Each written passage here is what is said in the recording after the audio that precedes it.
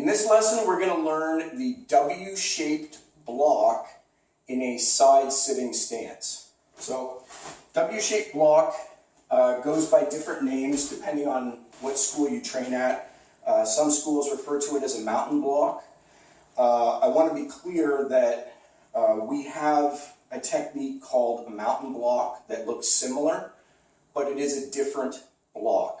So, when we say W-shaped block, we're referring to something very specific. And this is what it is. So from a sitting stance, we block this way. So both hands are up, or both arms are up at head level. It looks like you're posing, like it looks like a bicep flexing pose or something when you're in the finishing position. But this arm is coming this way, blocking with the inside of the forearm. The other arm is blocking this way, blocking with the inside part of the forearm.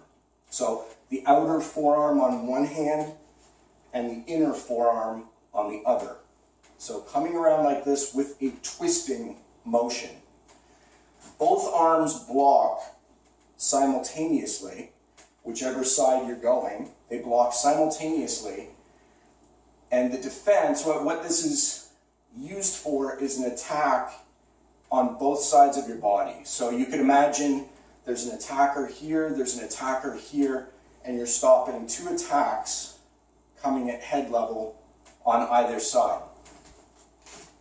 So, and of course you can use it as a defense just against the one side, and then using the other arm to help generate strength on that blocking arm, using both arms in unison. So the more realistic application is a block against a single opponent, and the other arm is simply adding power to the block.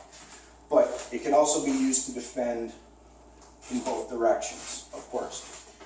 Now, this block is typically performed with what's called a stamping motion. And this is a leg stretching exercise that accompanies the block. And it's an exaggerated movement. So again, if you're really using this block in the real world, you wouldn't perform it this way, but it is an exercise in class. Like many techniques are performed in such a way that they are an exercise. They're used for skill building, in this case, used for stretching. So if I'm doing the W-shaped block, then it would look like this. So I stretch, right, like a high lifting with the leg. When I put it down with force, so there is a stamp when that leg comes down, and then I perform the block. So if I'm going to step forward again and do the other side, it's going to look like this. Okay, and that is W-shaped block. You can see the W in the W-shaped block, how it gets its name. So looking from the side,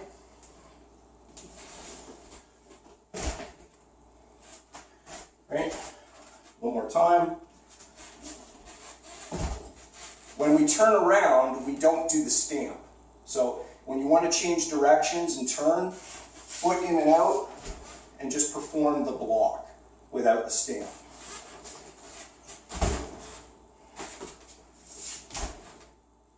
But you can see that rotation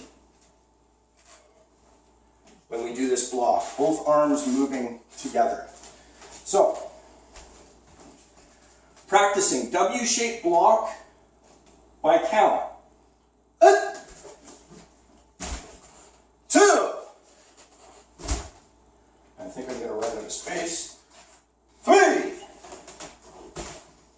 Turn around. 2. 3. And turn around. One other thing with this block is you're looking center.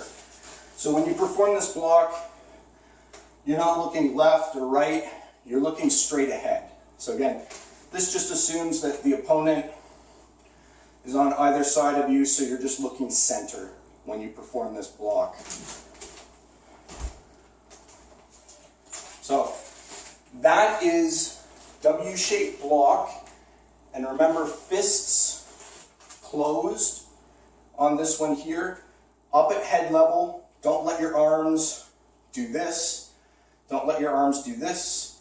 Don't allow your arms to drop, otherwise you're not blocking anything anymore.